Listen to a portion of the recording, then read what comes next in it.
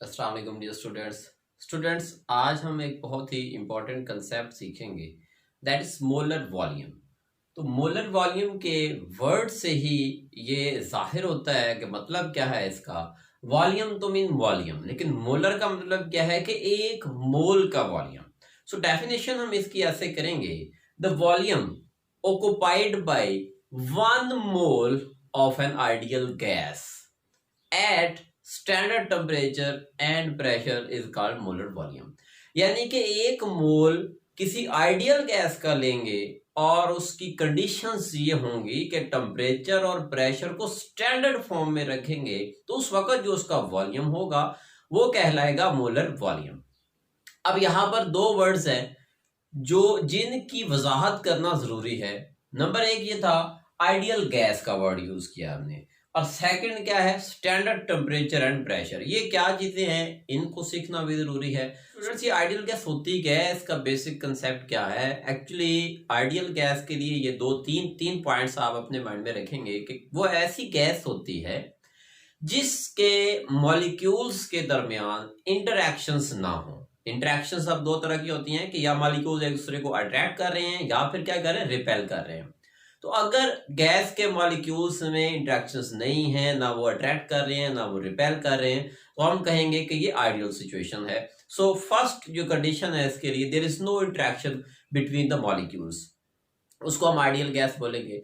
और सेकंड ये है कि उसका जो पार्टिकल्स हों, गैस के जो मॉलिक्यूल्स हों वो वेरी स्मॉल हों। यूं कह सकते हैं कि पॉइंट पार्टिकल्स हों, यानी कि वो इतने स्मॉल हों कि पॉइंट की तरह के स्मॉल हों। और दूसरे वर्ड में हम ये भी कह सकते हैं कि दे ऑक्यूपाई नेग्लिजिबल स्पेस। इतने स्मॉल पार्टिकल मॉलिक्यूल्स हों कि वो बहुत ही कम जगह घेरे, नेग्लिजिबल ना होने के बराबर, उसको हम बोलते हैं नेग्लिजिबल है। तो अब ये घेरे, ये दो पॉइंट्स हैं जो आइडियल सिचुएशन के लिए है। और थर्ड ये है कि जो गैस लॉज हैं जो नेक्स्ट चैप्टर में हम देखेंगे उनको फॉलो करती हो वो गैस। उस गैस लॉ में जो बताया जाए कि प्रेशर बढ़ेगा तो क्या होगा, वॉल्यूम बढ़ेगा तो क्या होगा, तो ऐसा ही वो गैस बिहेव करनी चाहिए। उस गैस को फिर हम बोलते हैं दैट इज आइडियल गैस। तो अब ये बात क्लियर है कि आइडियल गैस क्या होता है। तो हमने फर्ज कर लिया कि भाई हमने 1 मोल आइडियल गैस का ले लिया, एक कंटेनर में ले लिया, एक कंटेनर में हमने 1 मोल आइडियल गैस का लिया। अब सेकंड कंडीशन क्या थी, STP standard temperature and pressure. अब एसटीपी स्टैंडर्ड टेम्परेचर होता कितना है, स्टैंडर्ड प्रेशर कितना होता है, ये आप ऑब्जेक्टिव के लिए भी याद रखेंगे। तो स्टैंडर्ड टेम्परेचर होता है 0 डिग्री सेंटीग्रेड। अब टेम्परेचर के पैसे तो तीन जो है वो स्केल है, डिग्री सेंटीग्रेड है, केल्विन है, फ़ारेनहाइट है।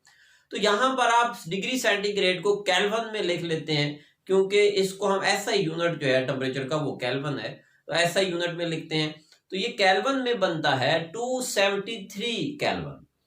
जो टेम्परेचर है स्टैंडर्ड टेम्परेचर 0 डिग्री सेंटीग्रेड या फिर 273 केल्विन, तो ये के साथ यूज हो रहा है दैट इज केल्विन। तो अब प्रेशर क्या है, स्टैंडर्ड प्रेशर क्या है जो हम यहाँ पर एसटीपी लिख रहे हैं, standard temperature and standard pressure. तो स्टैंडर्ड प्रेशर होता है 1 एटीएम, 1 एटमोस्फेरिक प्रेशर। जो इस वक्त हमारे ऊपर एनवायरमेंट लगा रहा है प्रेशर, ये 1 एटीएम होता है और वही स्टैंडर्ड एटमोस्फेरिक प्रेशर है। इसको अगर हम टॉर में लिखें तो that is 760 torr. Millimetre mercury ये भी इसी का यूनिट है, तो 760 mmHg।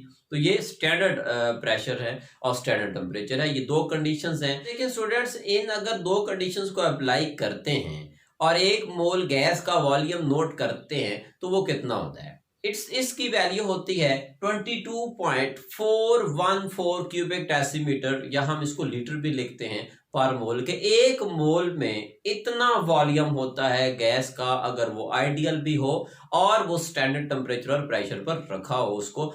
तो अब क्या अगर डिफरेंट गैसेस होंगी उनका 1 मोल लेते हैं, फॉर एग्जाम्पल 1 मोल हाइड्रोजन का लिया, 1 मोल ऑक्सीजन का लिया, तो क्या उन दोनों के वॉल्यूम डिफरेंट होगा? नो, दोनों का वॉल्यूम सेम होना चाहिए अकॉर्डिंग टू दिस कंसेप्ट, क्योंकि ये कह रहा है कि स्टैंडर्ड टेम्परेचर और प्रेशर पर कोई भी गैस है वो आइडियल हो तो उसका वॉल्यूम इतना ही होगा 1 मोल का। तो अब डिफरेंट गैसेस हैं, उनका मोलर वॉल्यूम सेम होगा under same conditions, STP same STP पर, और दोनों अगर वो आइडियल भी हों तो फिर उनका वॉल्यूम भी सेम होगा अकॉर्डिंग टू दिस कंसेप्ट। और इसको रिप्रेजेंट कैसे करते हैं? It is represented by a symbol VM. V volume है, एम मीन मोलर, तो मोलर वॉल्यूम के लिए हम ये वर्ड यूज करते हैं वीएम। अब देखें ये दो टर्म्स की एक्सप्लेनेशन हुई है, एग्जांपल्स लेते हैं हम इसकी। फॉर एग्जांपल आपने 1 मोल ऑफ H2 लिया, हाइड्रोजन का मॉलिक्यूल का 1 मोल आपने लिया, तो उसका कितना वॉल्यूम होगा under STP, standard temperature and pressure and ideal gas, उसको अगर हम कंसीडर करें तो कितना वॉल्यूम होगा उसका? 22.414 क्यूबिक डेसीमीटर। सिमिलरली अगर आप ऑक्सीजन का या इसके साथ मीथेन है, CH4 का ले लेते हैं, 1 mole of CH4 gas, methane gas, तो उसका वॉल्यूम कितना होगा? 22.414 cubic decimetre. So 1 mole of CH4 उसका वॉल्यूम भी होगा 22.414 cubic decimetre under STP, standard temperature and pressure पर। अच्छा देखें, क्या इनके मैसेज भी सेम होंगे? मीन अगर 1 मोल ऑफ H2 लिया है उसका वॉल्यूम और 1 मोल ऑफ CH4 का वॉल्यूम सेम है। मैसेज को देखें तो 1 मोल ऑफ H2 इसका मैस कितना होगा? एक हाइड्रोजन का मैस होता है 1.008। अब ये H2 है, मीन 2 हाइड्रोजन होंगे, तो इसका मैस क्या होगा? 2.016 ग्राम पर मोल। तो इसका ये मैस है, ग्राम में जब हम रिप्रेजेंट करते हैं तो H2 का मैस आया, 1 मोल H2 का मैस आया 2.016 ग्राम। अब CH4 की बात करें तो कार्बन का 12 होता है, H4 है मतलब 4 हाइड्रोजन है, तो ये 16 बनता है, 12 + 4 16। सो 1 मोल ऑफ CH4 उसका मैस बन रहा है 16 ग्राम। तो आप देखें मोल सेम है, वॉल्यूम सेम है, लेकिन मैस डिफरेंट है। दोनों का मैस डिफरेंट है, ऊपर वाले का 2.016 है और नीचे वाले का कितना है? 16। तो इससे फिर हम एक ये रिजल्ट निकाल सकते हैं कि 22.414 cubic decimetre of each gas, her gas चाहे वो जो भी है आइडियल होगी तो gas has different message and same number of moles या सेम नंबर ऑफ मॉलिक्यूल्स हम कह सकते हैं इसको। तो ये इसका एक रिजल्ट निकलता है इन एग्जांपल्स को देख के। अब इस रिजल्ट की वजह क्या है, क्यों हम ऐसा कहते हैं, वो भी देखते हैं। एक और शॉर्ट क्वेश्चन भी है इसके रिलेटेड, लेकिन यहां तक आई होप आपको समझ में आ गया है कि मोलर वॉल्यूम होता क्या है, फिर वो उसके अंदर दो टर्म्स थी, आइडियल गैस और स्टैंडर्ड टेम्परेचर एंड प्रेशर, वो क्या है, कुछ एग्जांपल्स देखी हमने। अब हम एक बड़ा इंपॉर्टेंट जो आपके माइंड में इस वक्त होगा कि भाई जो किसी भी गैस का 1 मोल लेते हैं तो इतना वॉल्यूम क्यों आता है और कैसे आता है, मतलब पता कैसे चला कि इतना वॉल्यूम होगा? डेफिनेटली हमने कैलकुलेट किया है, लेकिन कैसे कैलकुलेट किया है वो देखते हैं। तो स्टूडेंट्स ये है को क्वेश्चन जो आपके माइंड में आना भी चाहिए और बनता भी है कि why 1 mole of each ideal gas has same volume. कि किसी भी आइडियल गैस का 1 मोल लेंगे under standard temperature and pressure तो उसका वॉल्यूम सेम है, दैट इज 22.414 क्यूबिक डेसीमीटर। ऐसा क्यों होता है, इसकी रीजन जो है आप भी जानना चाह रहे हैं, तो वो आप डिटेल के साथ सीखेंगे। यहाँ एग्जांपल अभी हम डिस्कस करेंगे फुली डिटेल के साथ। ये वो कंसेप्ट हैं जो आपको कहीं से नहीं मिलने। तो देखिए जरा, देखिए जी, सबसे पहले हम एग्जांपल ही ले लेते हैं ताकि स्टेटमेंट बाद में अच्छे से समझ आ जाए। मिसाल के तौर पर हमने ये 2 सिलेंडर लिए हैं, एक के अंदर हमने हाइड्रोजन गैस भर दी है 1 मोल और दूसरे के अंदर हमने ऑक्सीजन गैस ले ली। अब कंडीशंस क्या हैं? स्टैंडर्ड कंडीशंस हैं। टेम्परेचर एक का रख दिया हमने, दैट इज 273 केल्विन, मतलब स्टैंडर्ड टेम्परेचर है। दूसरे का भी वही स्टैंडर्ड टेम्परेचर है। प्रेशर इसका 1 atm, उसका प्रेशर भी 1 atm। ये भी 1 मोल, वो भी 1 मोल, इसमें भी पार्टिकल्स वही हैं, 6.02 मल्टीप्लाई बाय 10⁻23, उसमें भी वही है। इसके अंदर वॉल्यूम देखें तो 22.414 क्यूबिक डेसीमीटर है, उसका वॉल्यूम भी वही है। मीन ये ही तो हम जानना चाह रहे हैं कि ऐसा क्यों हो रहा है। अच्छा आप देखें, हाइड्रोजन का मैस देखें, H2 के मॉलिक्यूल का मैस देखें तो वो 2.016 ग्राम है। ऑक्सीजन का देखें 16 एक ऑक्सीजन का है, तो O2 का कितना होगा? 32 ग्राम। तो डेफिनेटली मैस तो डिफरेंट है। अब वॉल्यूम की अगर साइज की बात करें पार्टिकल की, मॉलिक्यूल की, तो H2 का साइज कम है, देख रहे हैं आप, और ऑक्सीजन का साइज इसकी निस्बत ज्यादा है O2 के मॉलिक्यूल का। तो उसका फर्क क्यों नहीं पड़ रहा है इसके ऊपर, वो हम जानना चाह रहे हैं। तो इसके लिए रीजन ये है, क्योंकि एक मोल जो किसी भी शय का है, फर्स्ट ऑफ ऑल तो ये आपने याद रखना है कि उसमें नंबर ऑफ पार्टिकल्स इक्वल है। चले जी, पार्टिकल्स इक्वल हो गए, लेकिन फिर मसला तो वहीं पर आ रहा है कि मैस तो डिफरेंट है, उनके वॉल्यूम तो डिफरेंट है। इसका जवाब ये है कि भाई volume of gas does not depend upon the mass and size. अब ये कैसे हो सकता है कि साइज पर डिपेंड नहीं करता?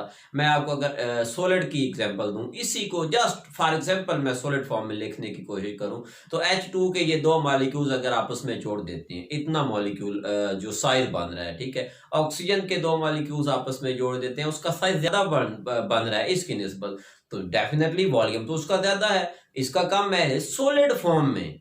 तो फिर भाई गैसियस फॉर्म में ऐसा क्यों नहीं हो रहा? उसकी वजह अब देखें कि गैसियस फॉर्म में होता ये है कि जो साइज होता है ना, ये जितना भी बड़ा हो जाए, ये इसके दरमियान में डिस्टेंस जो है वो तकरीबन बहुत ज्यादा होता है, और तकरीबन आपकी बुक में बताया हुआ है that is 300 times the diameter of the size of molecule, कि जो आपने मॉलिक्यूल है उसके डायामीटर से 300 गुना ज्यादा फासला होता है दो मॉलिक्यूल्स के दरमियान में। तो आप देख सकते हैं इसके अंदर, देखें हाइड्रोजन और हाइड्रोजन दो मॉलिक्यूल के दरमियान में फासला है, काफी डिस्टेंस है, एक दूसरे से दूर दूर है, ऑक्सीजन का भी इसी तरीके से दूर है। तो अब ये होगा कि जब दोनों पर सेम प्रेशर अप्लाई हो रहा होगा, दोनों पर सेम टेम्परेचर भी अप्लाई हो रहा होगा, तो डेफिनेटली दोनों एक जैसे जितने ही एक दूसरे के करीब आएंगे मॉलिक्यूल्स, चाहे वो हाइड्रोजन के हैं और चाहे वो ऑक्सीजन के हैं, क्योंकि वो तो गैसियस हैं, आजाद हैं, इंट्रैक्शंस तो है नहीं, वो आइडियल गैस है ना, तो इंट्रैक्शंस तो नहीं है उसमें, रिपल्जन भी नहीं है, तो एक जितना ही वो करीब आएंगे, तो इट मीन्स कि वो अपने वॉल्यूम को एडजस्ट तो कर सकते हैं, मॉलिक्यूल्स करीब आ सकते हैं, दूर जा सकते हैं, क्योंकि उनके दरमियान में स्पेसेस मौजूद हैं, क्योंकि वो अट्रैक्शन तो कर नहीं रहे, तो करीब भी आ सकते हैं, रिपेल नहीं कर रहे, करीब आ सकते हैं। तो ये वजह है कि उनके दरमियान में जो स्पेसेस आ गई हैं। अब सॉलिड और लिक्विड में ये रूल क्यों नहीं अप्लाई होता? वहां नहीं हो सकता। वन मोल ऑफ अगर हम कहें कि वन मोल ऑफ लिक्विड या one mole of solid have same volume, तो ये गलत है, ये सिर्फ गैस के लिए। और उसकी मेन वजह मैं आपको बता रहा हूँ ये कि उसके अंदर क्या होता है कि मॉलिक्यूल्स दूर दूर होते हैं, तो यही वजह होती है कि उनके मैसेज जो है उससे तो वॉल्यूम डिपेंड नहीं कर रहा, साइज पर डिपेंड नहीं कर रहा, डिपेंड तो इसी बात पे करता है ना कि वो कितनी जगह घेरेगा। तो स्टूडेंट्स, अब हम इसी कंसेप्ट के रिलेटेड, मोलर वॉल्यूम के रिलेटेड ही एक एग्जांपल सीखेंगे। तो ये आपकी बुक में दी हुई है। एग्जांपल ये है कि a well known ideal gas is enclosed in a cylinder having the volume 500 cubic centimetre, यानी कि एक आइडियल गैस है और वो एक कंटेनर में बंद है जिसका वॉल्यूम दिया गया है दैट इज 500 सेंटीमीटर क्यूब भी पढ़ते हैं, क्यूबिक सेंटीमीटर भी इसे पढ़ते हैं। एट एसटीपी, मैं इस बात की वजाहत कर चुका हूं कि एसटीपी क्या है, standard temperature and pressure, and its mass comes out to be, और इसका जो मैस है वो आता है, यानी कि इतने वॉल्यूम का जो मैस है वो आया है 0.72 ग्राम। इतना मैस है उस गैस का जो कि उस कंटेनर में इनक्लोज्ड है। अब सवाल क्या है, पूछा क्या गया है? पूछा ये गया है कि what is the molar mass of gas. इस गैस का वॉल्यूम भी दिया गया है, उस गैस का मैस भी दिया गया है, जबकि पूछा ये गया है कि वो गैस जो उसमें मौजूद है उसका मोलर मैस क्या है। तो स्टूडेंट्स, आपको पता है मोलर मैस हम बड़ी आसानी से निकाल सकते हैं इस फार्मूले से, जो फार्मूला हमने पढ़ा है कि नंबर ऑफ मोल्स किसी भी शय के is equal to given mass divided by molar mass. अब इसमें देखें, गिवन मैस वो दिया हुआ है, मैस उस गैस का, divided by molar mess. Molar mass हमने निकालना है। नंबर ऑफ मोल्स अगर आपको मालूम है और मैस मालूम है तो मोलर मैस निकाल सकते हैं। अब चूंकि मैस मालूम है, नंबर ऑफ मोल्स नहीं मालूम, तो हम नंबर ऑफ मोल्स निकालेंगे, इस फार्मूले में दर्ज करेंगे और यहाँ से मोलर मैस निकाल लेंगे। तो नंबर ऑफ मोल्स जो हैं वो कैसे डिटरमाइन करते हैं? तो सॉल्यूशन हमारा इधर से स्टार्ट होता है कि हम बताएंगे कि we can calculate number of moles. हम नंबर ऑफ मोल्स को कैलकुलेट कर सकते हैं at STP from the given volume of the gas, कि जो गिवन वॉल्यूम ऑफ गैस है अगर वो स्टैंडर्ड टेम्परेचर एंड प्रेशर पर है तो हम उसी से नंबर ऑफ मोल्स निकाल सकते हैं। और हमें पता है कि इस वक्त जो वॉल्यूम दिया हुआ है वो STP पर है और उससे हम नंबर ऑफ मोल्स निकाल सकते हैं। कैसे निकाल सकते हैं? अभी हमने कंसेप्ट पढ़ा और वही कंसेप्ट इस्तेमाल करेंगे कि मोलर वॉल्यूम क्या होता है, सीखा हमने कि एक मोल का वॉल्यूम कितना होता है 22.414 क्यूबिक डेसीमीटर। तो हम यही लिखेंगे कि we know that 22.414 cubic decimetre of any gas, जो इसी गैस की बात कर लेते हैं, at STP standard temperature and pressure will be equal to 1 mole, वो 1 मोल की इक्वल है। तो अब इसको हम क्यूबिक सेंटीमीटर में अगर हम कन्वर्ट करें, क्योंकि आप एग्जांपल को देखें तो एग्जांपल में जो वॉल्यूम दिया हुआ है वो क्यूबिक डेसीमीटर में नहीं दिया हुआ, क्यूबिक सेंटीमीटर में है। तो हम इस डेसीमीटर को सेंटीमीटर में चेंज कर लेते हैं, इसके लिए हमें 1000 से मल्टीप्लाई करना पड़ेगा। सो जो 22.414 क्यूबिक डेसीमीटर है उसकी जगह हम क्यूबिक सेंटीमीटर में लिखेंगे 22414। अब इसमें पॉइंट नहीं है, डेसिमल पॉइंट नहीं आया, cubic centimetre at STP is equal to 1 mole. ये भी 1 मोल ही होगा क्योंकि ये वही क्वांटिटी है, सिर्फ हमने यूनिट चेंज किया है इसका। अब हमारे पास तो हमने तो निकालनी है 500 क्यूबिक सेंटीमीटर में कितने मोल्स हैं। इनका हमें पता है कि 22414 क्यूबिक सेंटीमीटर में इतने मोल्स हैं, 1 मोल है। तो 500 क्यूबिक सेंटीमीटर में कितने मोल्स हैं ये निकालना चाह रहे हैं हम। तो उसके लिए क्या करेंगे, सबसे पहले तो हम 1 क्यूबिक सेंटीमीटर के अंदर मोल्स निकालेंगे कितने होते हैं। तो उसको तो बड़ा आसान तरीका है। So 1 cubic centimetre of an ideal gas at STP is equal to, अब इसी को ये जो 22414 है इसको दूसरी तरफ ले जाएं तो ये वहां पे डिवाइड हो जाएगा, 1 डिवाइडेड बाय 22414 क्यूबिक सेंटीमीटर। अब यहाँ पे ये तो मोल्स हैं, सो मोल्स। अब यानी कि 1 क्यूबिक सेंटीमीटर अगर आइडियल गैस का वॉल्यूम लें स्टैंडर्ड टेम्परेचर एंड प्रेशर पर, तो उसका अंदर इतने मोल्स होंगे 1/22414 मोल्स। अब अगर आपको वैल्यू मालूम हो चुकी है कि 1 क्यूबिक सेंटीमीटर वॉल्यूम के अंदर इतने मोल्स होते हैं, तो अब आप जिसकी मर्जी निकाल लें। जैसे आपको किसी एक शय का कीमत मालूम है, ये पॉइंटर है, इसकी कीमत आपको मालूम है कि 10 रुपए है। तो अगर आपने 100 पॉइंटर्स लेने हैं तो आप क्या करेंगे, उसकी वैल्यू कीमत कैसे निकालेंगे, 10 मल्टीप्लाई बाय 100, कि हर एक जो है वो 10 रुपए का है, तो 100 है तो 100 मल्टीप्लाई बाय 10। तो इस तरीके से ये भी ऐसे ही होना है। 1 क्यूबिक सेंटीमीटर के अंदर मोल्स का हमें पता है, 500 क्यूबिक सेंटीमीटर के अंदर कितने मोल्स होंगे, तो 500 से मल्टीप्लाई करेंगे। It means 500 cubic centimetre of an ideal gas at STP standard temperature and pressure will be equal to 1/22414 multiply by 500, यानी कि वो 1/22414 किस चीज का था, 1 क्यूबिक सेंटीमीटर का, और 500 से उसको मल्टीप्लाई कर दिया। तो अब ये हो गया 500 क्यूबिक सेंटीमीटर के अंदर नंबर ऑफ मोल्स जो उसके निकालेंगे। अब इनको मल्टीप्लाई किया और मल्टीप्लाई करने के बाद क्या आंसर आ रहा है, 0.0223 मोल्स, ये आंसर आ गया है। यानी कि इतने मोल्स होंगे इस वॉल्यूम में जो स्टेटमेंट में गिवन है 500 क्यूबिक सेंटीमीटर। अब मोल्स आ चुके हैं, फार्मूला आपको पता है, मैथ भी दिया गया है, मोल्स भी दिए गए हैं, फार्मूले में दर्ज कर देते हैं। फार्मूला देखें ये था कि नंबर ऑफ मोल्स जो कि किसी भी शय के हो सकते हैं is equal to mass divided by molar mass. अब मोलर मैस तो निकालना है, आप ऐसा करें, मोलर मैस उधर डिवाइड हो रहा है, इस तरफ ले आए, इधर मल्टीप्लाई होगा, और इधर जो है नंबर ऑफ मोल्स हैं मल्टीप्लाई हो रहे हैं, उस तरफ ले जाए, डिवाइड हो जाएगा। तो ये बन जाएगा हमारे पास formula, molar mass is equal to mass over number of moles. अब इसमें वैल्यू पुट कर देते हैं, molar mass is equal to mass की वैल्यू कितनी थी, मैस ऑफ जो भी सैंपल का है वो दिया गया था 0.72, ऊपर 0.72 divide by number of moles अभी निकाले हमने 0.0223, ये दर्ज किए, और इसके बाद आंसर क्या आ जाएगा, दोनों को डिवाइड किया, डिवाइड करने के बाद आंसर आता है हमारा 32 ग्राम पर मोल। यानी कि 1 मोल जो उसके अंदर गैस मौजूद है उसका मोलर वॉल्यूम जो कि निकालना था, कि उसके 1 मोल का जो मैस है that will be 32 gram, molar mass of that gas which is enclosed in the cylinder.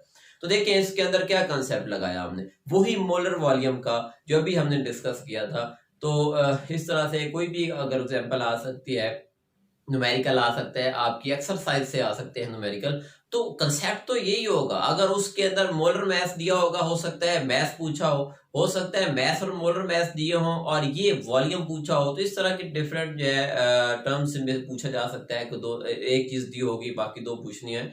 तो ये आप इसको सीखना है, रटा नहीं लगाना। सीखेंगे तो आपके फर्दर जो न्यूमेरिकल्स हैं उनमें भी आपको आसानी होगी, कंसेप्ट क्लियर होंगे। इससे कोई ऑब्जेक्टिव आ सकती है इसके रिलेटेड, तो वो आपको हल करने की फिर रटा होगा तो डेफिनेटली नहीं होनी। अगर ये आपको मेथड मालूम है तो फिर आप आसानी के साथ उसको हल कर लेंगे। तो इंशाल्लाह हम नेक्स्ट लेक्चर में भी इसी तरह से टॉपिक के साथ हम उसका न्यूमेरिकल देखेंगे, और वो न्यूमेरिकल बहुत इंपॉर्टेंट है क्योंकि वो काफ़ी दफ़ा पेपर में रिपीटेड है। ओके, तो आज के लिए इतना ही। Thank you very much. अल्लाह हाफिज़।